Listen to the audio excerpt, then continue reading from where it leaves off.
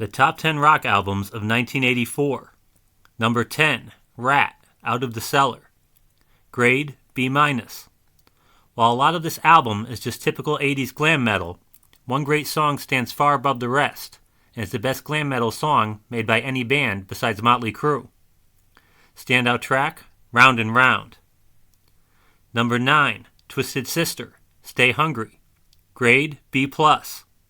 Some wrongly see this band as simply a case of style over substance, but their two biggest hits, both made famous by music videos on early MTV, are actually really good songs, and simply a slightly harder version of the glam rock sound of bands like Slade from the 70s.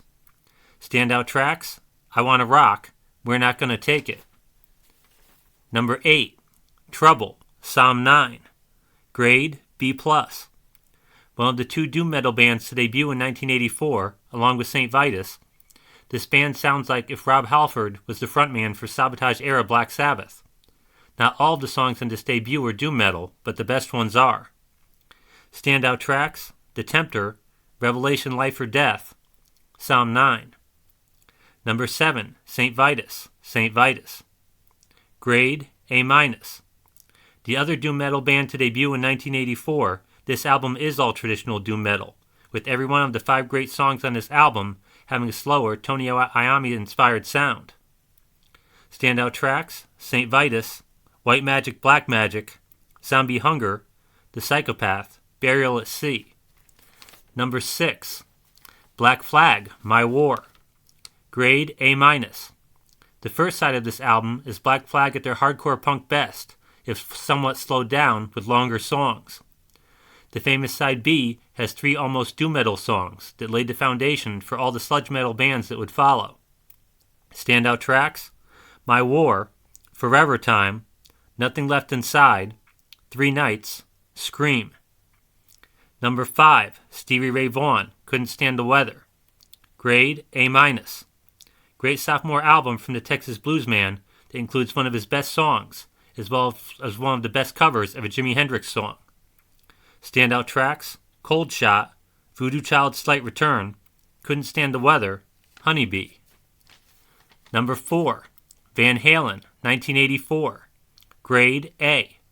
While the overuse of synths on Jump, this album's biggest hit, does seem like a bit of a waste of Eddie Van Halen's incredible talent, the use of synths on I'll Wait actually works really well. The other 2 big hits from this album, as well as one of the deep cuts, are great showcases for Eddie Van Halen's talent on this great and unfortunately last album with the band's original lineup, and the last studio album with David Lee Roth for 28 years. Standout tracks, I'll Wait, Panama, Hot for Teacher, Drop Dead Legs. Number 3, Iron Maiden, Power Slave. Grade, A+. This is the 3rd classic album in a row with singer Bruce Dickinson, with songs based on ancient Egypt, World War II, the threat of nuclear war, and Bruce Dickinson's love of swords and fencing. Standout tracks, Power Slave, Aces High, 2 Minutes to Midnight, Flash of the Blade, The Duelists. Number 2, Judas Priest, Defenders of the Faith. Grade, A+.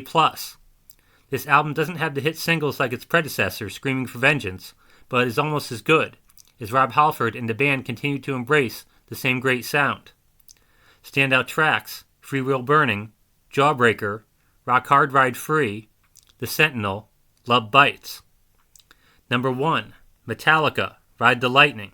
Grade, A+. This is probably Metallica's best album, and is definitely one of their greatest albums, and an absolute essential for any thrash metal fan.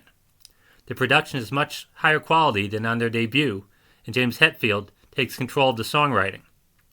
Standout tracks, Ride the Lightning, For Whom the Bell Tolls, Creeping Death, Escape, Trapped Under Ice.